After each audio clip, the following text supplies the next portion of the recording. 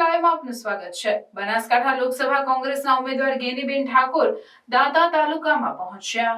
તાલુકામાં ગેનીબેન ઠાકોરે પ્રચાર પ્રસાર કર્યો। ગેનીબેન ઠાકોરે પોતાના નિવેદનમાં લોકોને મામેરું ભરવા અપીલ કરી। દાંતા વિધાનસભાના ધારાસભ્ય કાંતિભાઈ ખરાડી સાથે કોંગ્રેસ નેતાઓ હાજર રહ્યા।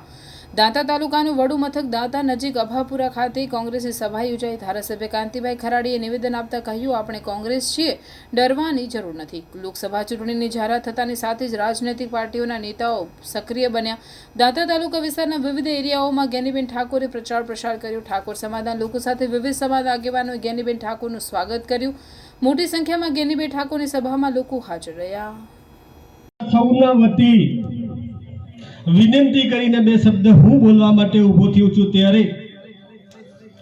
ટાઈમ એટલા માટે થોડોક અઘરો હતો, ક્યોક ને ક્યોક આપણા વિસ્તારમાં ગઈકાલે બે દીકરીઓ ડેથ થયેલી છે। એ વિસ્તારમાંથી આપણે બેઠા છે, એના કરતા બમણા લોકો તેઓ રાહ જોઈને બેઠા છે। એક જ વાત છે, તમે જલ્દી આવો, એ જ સંદેશો લઈને બેઠા છે। ત્યારે અહીં આજનો યુગ મીડિયાને ઘણો બધો વોટ્સઅપ ચાલતો હોય ત્યારે મેં આપણા વચ્ચે ફૂલહાર પણ હાથમાં લીધા છે। અહીંયાથી કદાચ કોઈ ફોટો પાડીને આગળ મોકલી દે એટલે કે અહીંયા તો જલસા કરે છે, આપણે દુખિયા છીએ। એના લીધે તાત્કાલિક ત્યાંથી ત્યાં પપ્પાનું બીજું મારે પણ એક ઘેર મોત પડેલું છે। 18 વર્ષની દીકરી અત્યારે પણ ખાટલામાં ડેટ છે, પણ તો છતાં મને અહીંયા આવવું પડ્યું।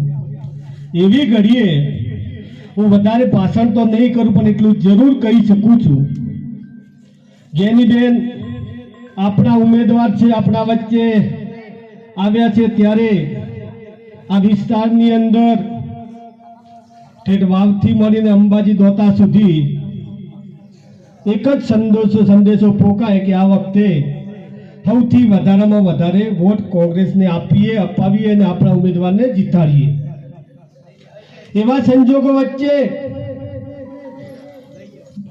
બનાસકાંઠા જિલ્લાનો એટલો બધો વિસ્તાર મોટો છે, એટલે ઉમેદવાર ઠેર ઠેર કદાચ ના પહોંચી શકે, પણ આ વિસ્તારના ધારાસભ્ય તરીકે હમણાં વિજયસિંહે મારા વખાણ તો કર્યા, પણ વખાણ કેવો છે હું એટલો પણ વખાણું એટલો તો યોગ્ય નથી, પણ એટલું તો જરૂર કહી શકું છું, આ 10થી ત્રીજી વખતે ધારાસભ્ય તરીકે હું અહીંયા પ્રતિનિધિ કરું છું, પણ એટલું જરૂર કહી શકું છું, કોઈના નજરે નહીં ચડ્યો ને નજરે ચડ્યો છું તો ક્યોક ને ક્યોક બધી જ સમાજોને સાથે લઈને ચાલ્યો અને સમાધાન બેઝ ઉપર ગયો હશું।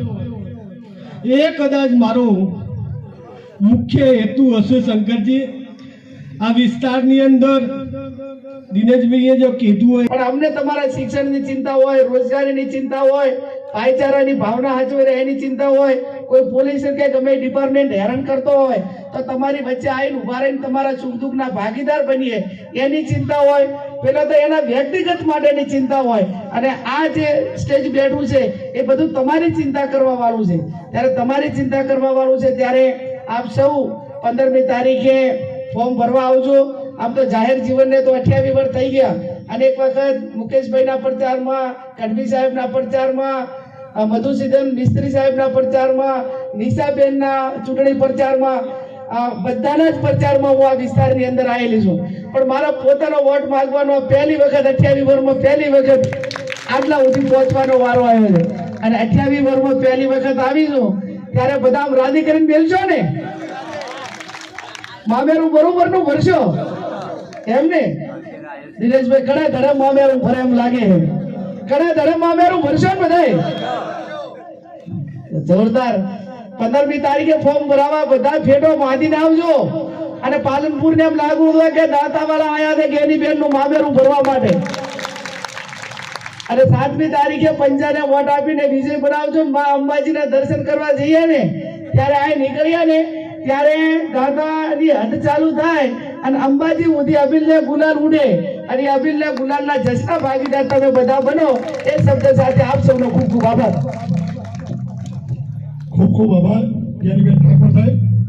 હવે આપણો અહીંયા મીટિંગનો કાર્યક્રમ ધારાસભ્ય આદરણીય કાંતિભાઈ ખરાડી સાહેબ, ભાઈ શ્રી દિનેશભાઈ ગઢવી સાહેબ, જિલ્લા પંચાયતના માજી પ્રમુખ પીનાબેન, મંજુલાબેન, લક્ષ્મીબેન, તાલુકા કોંગ્રેસ સમિતિના પ્રમુખ શ્રી કાંતિભાઈ, જાકીરભાઈ, ફૂલસિંહભાઈ, આ જિલ્લા પંચાયતની સીટના સભ્ય વિજયસિંહજી બારડ, ભૂપતસિંહજી વાઘેલા કે જેમણે ખૂબ મહેનત કરીને 2 દાડાથી 3 દિવસથી બધાને ફોન કર્યા અને આ મંડપની સરસ મજાની વ્યવસ્થા કરવડાવી દાતા થયા છે, એટલે ખૂબ ખૂબ અભિનંદન ભૂપતસિંહજીને, અશ્વિનભાઈ ચૌધરી, ચેલાજી ચાવડા, કલાજી ઠાકોર, વાઘાજી ઠાકોર, પરથીભાઈ ઠાકોર, અર્જુનભાઈ ઠાકોર, પ્રતાપજી ઠાકોર, આશાભાઈ ડાભી, નવાબાદ જિલ્લા પંચાયતમાંથી આવેલા સૌ અગ્રગણી આગેવાનો, વડીલો, યુવાન ભાઈઓ અને બહેનો, આમ તો બધા આગેવાનોએ વાત કરી. મને દાંતાથી ઘણા બધા ફોન આવે કે બેન તમે બધા તાલુકાઓની અંદર જો છો દાતા અને અમીરગઢ કેમ આવતા નથી? પણ દરેક ઉમેદવારને એવું હોય કે જ્યાં ખૂબ આશા અપેક્ષા હોય અને પોતાના માનતા હોય.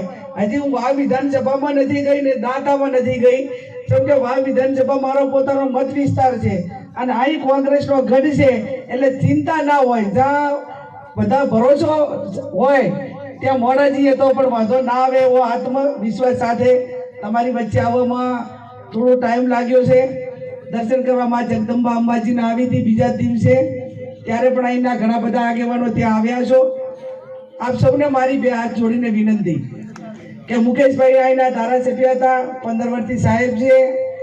આ વિસ્તાર કાયમી કોંગ્રેસનો ગઢ રહ્યો છે, ત્યારે આ ચૂંટણી માત્ર કોઈને સંસદ સભ્ય બની જવા પૂરતી નથી. આ ચૂંટણી આવનાર સમય આદિવાસી હોય, દલિત હોય, ઠાકોર હોય, ઓબીસી હોય, એસસી એસટી, આ તમામ સમાજોનું જે 2009માં કોંગ્રેસ પાર્ટીએ બંધારણ કાયદા હેઠળ બધી જોગવાઈઓ કરી હતી. શિક્ષણનો કાયદો હોય, મનરેગાનો કાયદો હોય, અન્ન સુરક્ષાનો કાયદો હોય, આ તમામ કાયદા એ આ વિસ્તારમાં સૌથી વધારે લાભો મળે એના માટે કોંગ્રેસની સરકારે બનાવ્યા હતા. આદિવાસીઓની જમીનો પોતાનો જે કબજો હોય એના નામે રેગ્યુલર થાય. આ અનેક મુદ્દાઓ સાથે આપણા આગેવાનો, આપણા ધારાસભ્યો કાયમી સરકાર સામે લડ્યા છે, પણ એનું અમલીકરણ થતું નથી. ત્યારે મોહાળમાં મા પીરસનાર હોય તો કઈ બાકી રાખે નહીં. આ કોઈ ધારાસભ્યથી કે રાજ્ય સરકાર આપણી ના હોય તો એ થઈ શકે નહીં, પણ કેન્દ્ર સરકાર આપણી હોય તો રાજ્ય સરકારને ફરજ પાડે કે ભાઈ આ મારા કેન્દ્રના કાયદા છે ને તમારે એનો ફરજિયાત અમલ કરવો પડશે. ત્યારે આપ સૌ ખૂબ મોટી સંખ્યામાં હાજર છો. તમને બધાને વિનંતી છે, હમણાં ઠાકોર સમાજના આગેવાનોએ સન્માન કર્યું, પણ એમને પણ વિનંતી કરું છું કે વર્ષો સુધી તમે અનેક સમાજોને, મુકેશભાઈને વોટ આપ્યા, ગઢવી સાહેબને આપ્યા, ચાવડા સાહેબને આપ્યા, બધા જે આગેવાનો ચૂંટણી લડ્યા એને તમામને વોટ આપ્યા છે. તો આ પહેલી વખત તમારે હવે આપ્યા, તો હવે આ પહેલી વખત લેવા દેવાનો મોકો 75 વર્ષે પહેલી વખત મળ્યો છે. અને 75 વર્ષે પહેલી વખત મોકો મળ્યો છે, ત્યારે પાણીથી પાતળા રહી અને નર્મ ભાવે વિનંતી કરજો કે અમે તમારા સુખ દુઃખના કાયમી સહકારમાં રહ્યા છીએ. જ્યાં જરૂર પડી અહીંયા પણ અમે ભેગા રહ્યા છીએ. તમે અમને મદદ કરો. આવનાર સમયમાં તમે અમને વેત નમશો તો હાથ નમવાની જવાબદારી એ ઠાકોર સમાજની અને એના સર્વ અમારા બધા કોંગ્રેસના આગેવાનોની છે. ત્યારે આપ સૌ 15મી તારીખે ફોર્મ ભરાવા આવજો, કેમ કે ત્યાં ભાભર હોય, થરાદ હોય અને છેવાડાના ગામો હોય ને 100 કિલો 150 કિલોમીટર થાય, અને તમે 30 કિલોમીટરમાં છો, એટલે 30 કિલોમીટરમાં સૌથી વધારે જવાબદારી તમારી દાંતા પાલનપુરા વિસ્તારની છે. ત્યારે આમ તો હમણાં વિજયસિંહ કહેતા હતા કે આ વિસ્તારમાં કાંતિભાઈના સ્વાગત પણ કોઈ ખોટા ખાતું નથી, એટલે કેટલી લોકપ્રિયતા હવે તમને ખબર પડી. હવે મારે તમારી પાસે કઈ કામ હોય તો કાંતિભાઈના સ્વાગત ખવડાવવાના રહ્યા. અને તમે એવા ધારાસભ્યને ચૂંટીને મૂક્યા છે. હું તો બનાસકાંઠાની કોંગ્રેસ અને બનાસકાંઠાના મતદારોને જેટલા અભિનંદન આપું એટલા ઓછા છે કે આખું રાજ્ય પૈસા વાળા વેચાઈ ગયા ભલે અમે તમારી પાસે 5,000 માંગતા હોય અમે કાંતિભાઈ કે ચૂંટણીમાં ચા પાણીની વ્યવસ્થા તમે કરી દો, મંડપની તમે કરી દો, પણ અમે તમારા મતનો વેપાર નથી કર્યો. અમે તમને લાચન લાગે ને એવું એક પણ કામ નથી કર્યું. ત્યારે અમારી સાથે તમે જે અમારા ઉપર ભરોસો મૂક્યો એની ઈમાનદારી અમારી સાથે છે. અને ઈમાનદારી સાથે હોય ત્યારે લોકો ગેરંટી માંગતા હોય કે ભાઈ તમને વોટ શા માટે આપવા એમ. ઘણી વખત તો 2-3 ઠેકાણે તો મેં સાંભળ્યું મારાથી બેનો સાહેબ ના ખમાણું કે તમને કોંગ્રેસ વાળાને વોટ આલીને શું કરે, તમે વેચી દેવાના. એટલે પણ તે વેચાણે ને કે અમે તો હાથ હારીને મરી ગયા, અમને છે મળાવે એમ. લક્ષ્મીબેન, આવી જ્યારે માનસિકતા આમ લોકોના મગજમાં એ પ્રકારનો જ્યારે એક આમ વિચાર ઘર કરી ગયો હોય ત્યારે ક્યાંક ને ક્યાંક ઈમાનદારી સાથે કોંગ્રેસના આગેવાનોને કાર્યકરોને મજબૂત મેસેજ આપવો પડશે કે વેચાવા વાળા પૈસા વાળા વેચાય છે, ગરીબ એક પણ વેચાતો નથી.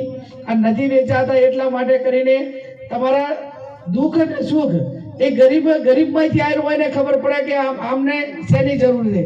પૈસા વાળાને તો એમને અહીંયા ઈડી CBI સરકાર દબાવે ને કેસ ના થાય એટલી જ ચિંતા હોય, પણ અમને તમારા શિક્ષણની ચિંતા હોય, રોજગારીની ચિંતા હોય, ભાઈચારાની ભાવના સાચવી રહે એની ચિંતા હોય.